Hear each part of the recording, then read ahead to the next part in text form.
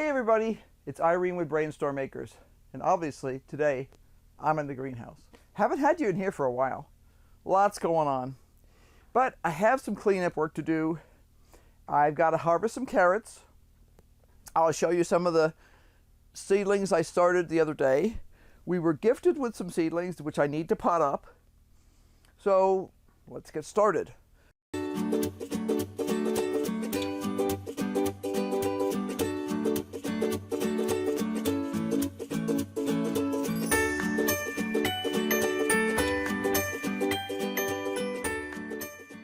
And I'll give you a quick tour. We've been harvesting broccoli like crazy for the last couple of weeks. We've harvested several cabbage, and I need to harvest several more. And I'll also do a quick talk about how we decide when our cabbage is ready. First step, I need to move this out of here. Changed the propane tank the other day. Usually I take it right down, but I didn't get a chance to. Okay, this was a pot that we had peppers in. Not peppers, geez. This was a pot that had cucumbers in it last summer. And obviously cucumbers are a very frost sensitive plant. And finally at the end of the season we said bye and thanks for all the fish. So these are new pots that have been started with other things. Nothing has popped up in here yet. This is mokum and these are older seeds. That's a carrot. And I do expect them to come up, but from experience I will say that they're going to take a while. Now why do I have them covered? I have them covered because the carrots need lots of extra moisture, so at night I definitely cover them, and that keeps the moisture in. You can actually feel the moisture come up off of them when I open them in the morning. This little bucket over here is planted with two different kinds of kohlrabi. Planted that just the other day, and I don't know if you can see or not, but we do have some up now. So I do not plant these thickly. I plant them so they're pretty much pre-spaced. Some people would say that's wasteful. I say I'm being stingy with my seeds, and there's only two of us that we're feeding, so I can only use so many. This side of the bucket is Terric, and I can see 1, 2, 3, at least 3 up there. This side is Quick Star, and I can see 1, 2, 3, 4. So they're pretty much neck and neck. The first ones popped up about 2 or 3 days ago, and we're happy with that. They're on schedule. I wasn't sure how well they would do because it has been getting pretty chilly at night here, but they've done pretty well, so I am happy. Now, let's slide these guys over because it's slide the pot time. And that's one of the things we do a lot in here. Now I've got to get this guy out of the way because I need to get back to the carrots in the corner. These babies over here. Right here. And when I get done harvesting them, I'm going to plant somebody else in there. So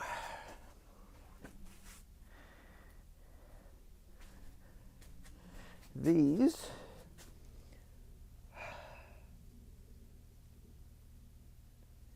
are probably, I probably should have harvested them a while ago, but I didn't have any place to put them.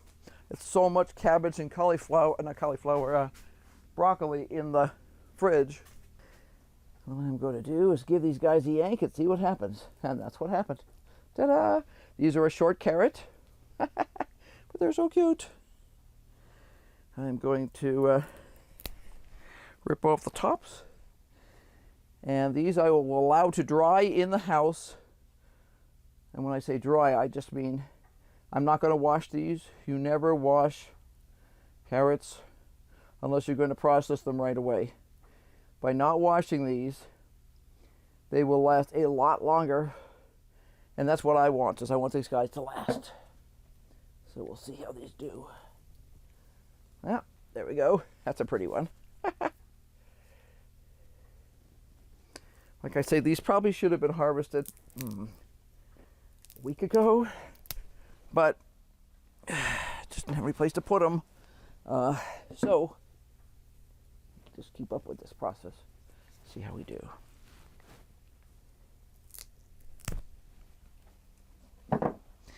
You notice I don't fling them around much because I really want them to be as healthy and hearty as they possibly can. Like, that's what I call a monster carrot. In the past, when we've grown monster carrots like this, I think these guys are Hercules.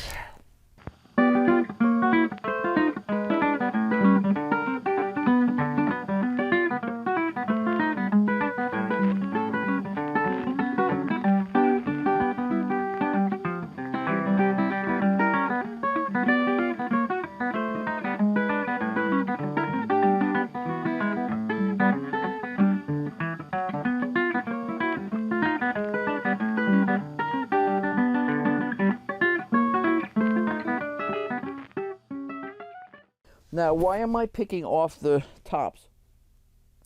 If I had chickens or pigs or something else like that, I would just feed the tops to those critters.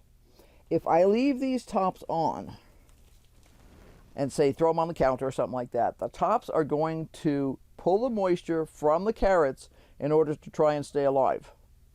We do not want that because the goal of this thing is to go to seed. And in order to go to seed, you have to have enough moisture to do that. And we don't want them to pull the moisture from these. So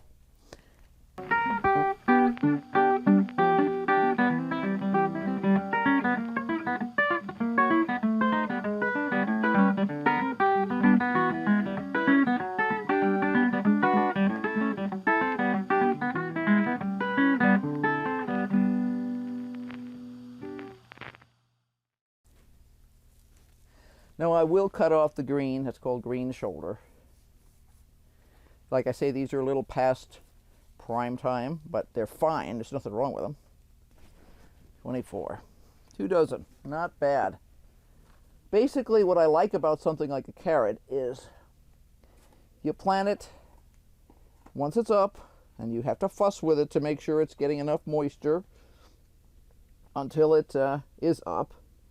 You just water it, and it does its thing. I'm going to show you how I handle these pre-used pots. I'm not going to worry about getting all of the roots out of here at all. There's a tiny little carrot end that came off. But one of the things nice about growing a pot like this is you won't get much of that breaking of carrots sort of thing that can happen in a garden bed. Okay, now, if you've been watching this for a while, you know that my rule is I try not to use the same pot for the same family of plants twice in a row. I try and give it at least a little space. Carrots are from the umbellifer family. I remember that by thinking of umbrella, by the way. So carrots are from the umbellifer family, as are parsnips and a few other odd bits and pieces. And what I'm going to plant in here next is something from the cabbage family, because to my knowledge there's very little overlap in terms of diseases, and they will have slightly different nutritional needs. So that seems like a good combo. So I'm going to renew this pot. Now, how do I renew a pot? I'll show you.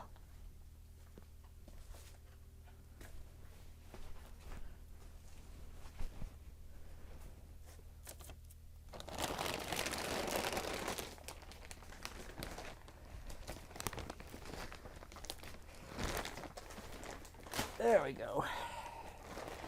The way I renew a pot is I top it up with too noisy, with some new potting soil, because these plants actually ate the soil. They used it up. And the microorganisms living in the soil ate the soil. So this is, to me, the most accessible potting mix around here. It's usually available somewhere. It's not spiffy wonderful. It's fairly reliable. And this is just a Miracle-Gro. We get nothing from Miracle-Gro, although they should send us something. because we use so darn much of it. Now, what else am I going to do? Okay, I've topped up the soil. Now I need to throw in some nutrition. And my nutrition is going to come in the form of an organic fertilizer from Haas Tools. And I'm going to put a generous handful or so in here. I'll show you the label there. We have been very happy with this. It is pelleted chicken manure, and yes, it does smell like chicken manure. But it is safe to put on your plants immediately. It is slow release, which means these guys will be chewing on this for a long time.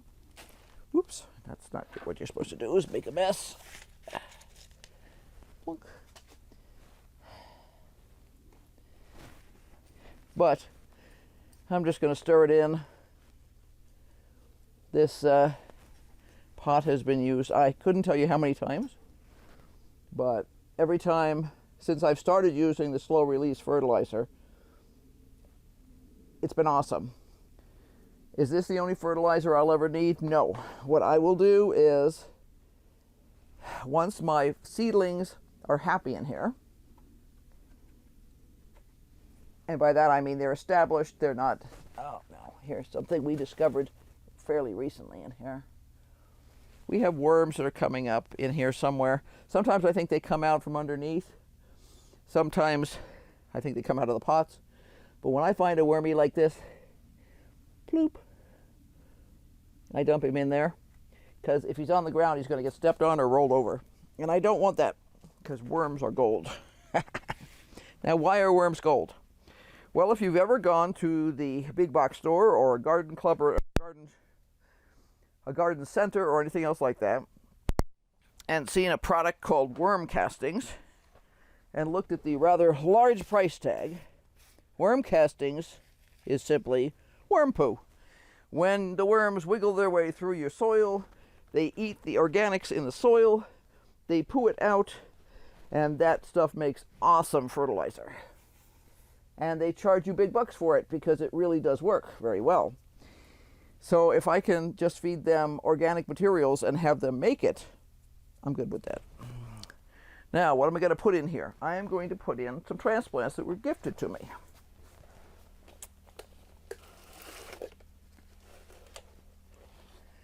And here they are. Now, we were helping friends with their greenhouse issues and stuff like that. And she realized she had purchased a bunch of seedlings and she had too many for her space. Many gardeners suffer that problem. And she said, here, take some of these. Thank you for your help. Take some of these. So I went, okay, I'll be glad to take some. Now, there's a couple of different kinds here. I'm going to start with the pak choi, because I have, well, oh, I get the hiccups. That's what I've got. Where's my water? There it is. Hiccups, the bane of all YouTubers.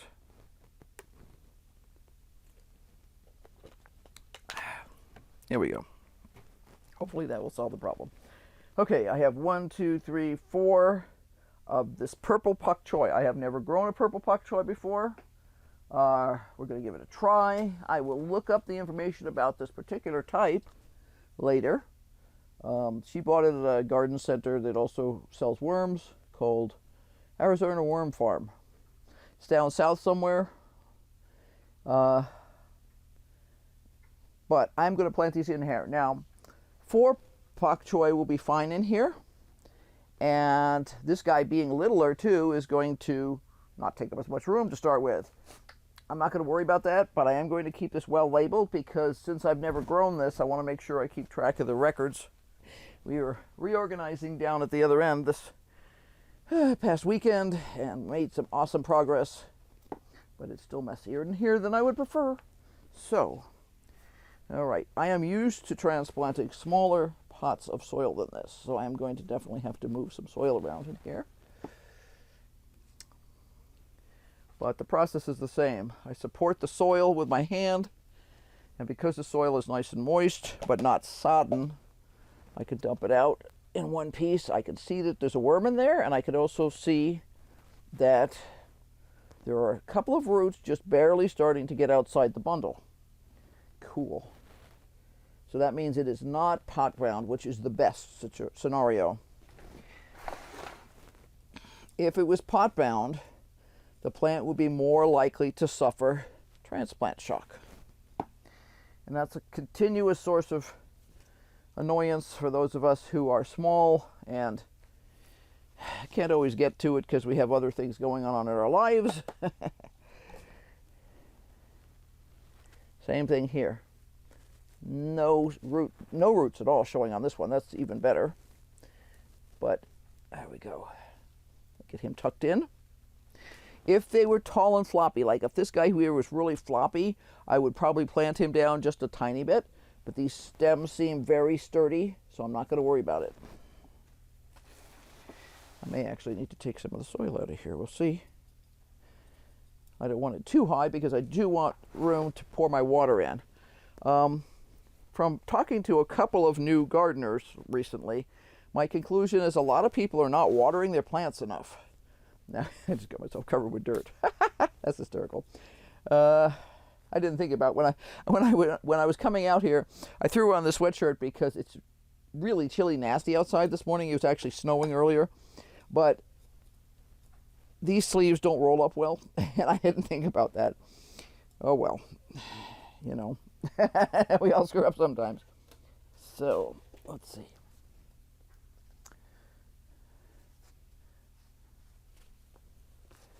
She does the same thing I do. You reuse pots. These are nice ones. Anyway, see, just barely starting to show roots. No pot bound at all, which is awesome.